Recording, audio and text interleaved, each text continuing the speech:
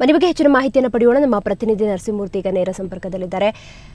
ನರಸಿಂಹಮೂರ್ತಿ, ಇದೀಗಾಗಲೇ ರಾಜಕೀಯ ಚಿತ್ರಣವನ್ನು ಅವಲೋಕಿಸಿ ಹೇಳೋದಾದ್ರೆ ಶ್ರೀರಾಮುಲು ಜೆಡಿಎಸ್ ಪಕ್ಷದ ಎಂಟ್ರಿ ಇರಬಹುದು ಅಥವಾ ಹೊಸ ಪಕ್ಷ ಸ್ಥಾಪನೆ ಇರಬಹುದು, ಎಷ್ಟು % ಖಚಿತ ಅಂತ?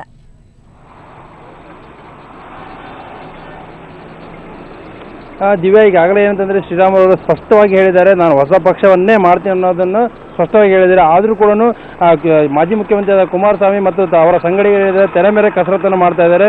ಹೇಗಾದ್ರೂ ಮಾಡಿ ರಾಮುಲನ್ನ JDS ಗೆ ಕರೆತರಬೇಕು ಅನ್ನೋಂಥ ಪ್ಲಾನ್ ಕೂಡ ಮಾಡ್ತಾ ಇದ್ದಾರೆ ಅಂತ ಹೇಳಲಾಗ್ತಾ ಇದೆ.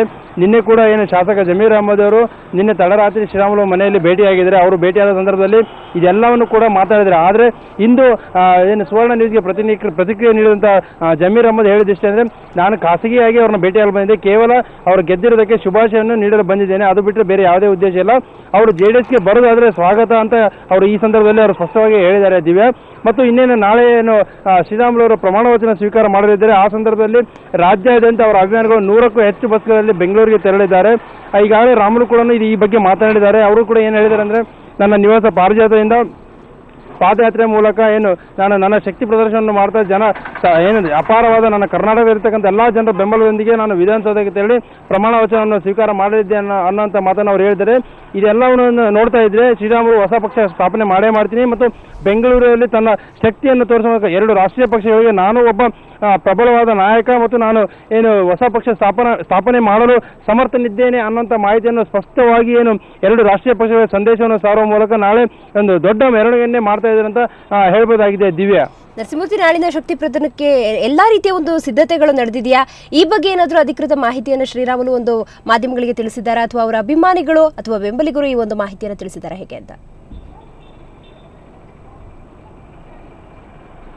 ಹೌದು ದಿವ್ಯಾ, ಈಗಾಗಲೇ ಏನಂತಂದ್ರೆ ತೆರೆ ಮೇಲೆ ಕಸರತ್ತು ಅಂತಲೇ ಹೇಳ್ಬೋದಾಗಿದೆ. ರಾಜ್ಯಾದ್ಯಂತ ಎಲ್ಲಾ ಜಿಲ್ಲೆಗಳಿಂದಲೂ ಪ್ರತಿಯೊಂದು ಜಿಲ್ಲೆಗಳಿಂದ 4-6 ಬಸ್ಗಳನ್ನು ಬಿಡಲಾಗ್ತಾ ಇದೆ. ಒಟ್ಟಾರೆ ಹೇಳೋದಂತಂದ್ರೆ 100ಕ್ಕೂ ಹೆಚ್ಚು ಬಸ್ ಅಂತ ಹೇಳಲಾಗ್ತಾ ಇದೆ. ಅಲ್ಲಿಂದ ಎಲ್ಲರೂ ಅವರ ಅಭಿಮಾನಿಗಳೆಲ್ಲರೂ ಬಂದು ನೇರವಾಗಿ ಬೆಂಗಳೂರಿನ ರಾಮುಲು ನಿವಾಸ ಪಾರಿಜಾತಕ್ಕೆ ಸೇರಲಿದ್ದಾರೆ. ಅಲ್ಲಿಂದ ಬೆಳಗ್ಗೆ 8-8:30 ಒಂದು ಬೃಹತ್ ಮೆರವಣಿಗೆಯನ್ನು ಮಾಡಲಿದ್ದಾರೆ ಅಂತ ಅವರು ನಿನ್ನೆ ಈಗಾಗಲೇ ಸ್ಪಷ್ಟಪಡಿಸಿದ್ದಾರೆ. ಆದರೆ ಎಷ್ಟು ಜನ ಬರ್ತಾರೆ ಅನ್ನೋ ಬಗ್ಗೆ ಅವರು ಇನ್ನೂ ಮಾಹಿತಿ ಕೊಟ್ಟಿಲ್ಲ. ಆದರೆ ಅವರ ಬೆಂಬಲಿಗರು ಹೇಳೋ ಪ್ರಕಾರ 100ಕ್ಕೂ ಹೆಚ್ಚು ಬಸ್ಗಳನ್ನು ಈಗಾಗಲೇ ಬುಕ್ ಮಾಡಲಾಗಿದೆ. ಎಲ್ಲಾ ಜಿಲ್ಲೆಗಳಿಂದ ಎಲ್ಲಾ ತಾಲೂಕುವಾರು ಕೇಂದ್ರಗಳಿಂದ ಏನು 175 ತಾಲೂಕಿನ ಜಿಲ್ಲೆ ರಾಜ್ಯದಲ್ಲಿವೆ. ಎಲ್ಲಾ ತಾಲೂಕಿನಿಂದಲೂ ಮ್ಯಾಕ್ಸಿಮಮ್ ಆಗಿ 2 ತಾಲೂಕಿಗೆ ಒಂದು ಬಸ್ಸಿನಂತೆ ಜನರನ್ನು ಕರೆತರಲಾಗ್ತಾ ಇದೆ ಮತ್ತು ಅವರ ಅಭಿಮಾನಿಗಳು ಬರ್ತಾ ಇದ್ದಾರೆ. ಒಟ್ಟಾರೆ ಹೇಳ್ತಂದ್ರೆ ಒಂದು ಸುಮಾರು ನಾಳೆ ಒಂದು 20,000ಕ್ಕೂ ಹೆಚ್ಚು ಜನ ಅಭಿಮಾನಿಗಳ ಒಂದು ಸಮ್ಮುಖದಲ್ಲಿ ಶ್ರೀರಾಮುಲು ಅವರು ತಮ್ಮ ಪ್ರಮಾಣ ವಚನ ಸ್ವೀಕಾರ ಮಾಡಲಿದ್ದಾರೆ ಅಂತ ಇಲ್ಲಿ ಹೇಳ್ಬೋದಾಗಿದೆ. ಇದೆಲ್ಲದಕ್ಕೂ ಶ್ರೀರಾಮುಲು ಒಂದು ಸ್ಪಷ್ಟ ಸಂದೇಶವನ್ನು ಏನು ನೀಡ್ತಾ ಇದ್ದಾರೆ ಅಂದ್ರೆ, ನಾನು ಒಬ್ಬ ಸಮರ್ಥ ನಾಯಕ, ನಾನು ಹೊಸ ಪಕ್ಷ ಸ್ಥಾಪನೆ ಮಾಡೇ ಮಾಡ್ತೀನಿ ಅನ್ನೋದು ಈಗಾಗಲೇ ಅವರು ಹೇಳಿದ್ದಾರೆ. ಅದನ್ನು ಎಲ್ಲ ಇತರೆ ರಾಜ್ಯದ ನಾಯಕರಿಗೆ ಮನವರಿಕೆ ಮಾಡಲು ಇದು ನಾಳೆ ಒಂದು ವೇದಿಕೆ ಆಗಿದೆ ಅಂತ ಹೇಳ್ಬೋದಾಗಿದೆ. ದಿವ್ಯಾ, ಓಕೆ ನರಸಿಂಹಮೂರ್ತಿ, ನಿಮ್ಮೆಲ್ಲ ಮಾಹಿತಿಗಾಗಿ ಧನ್ಯವಾದ.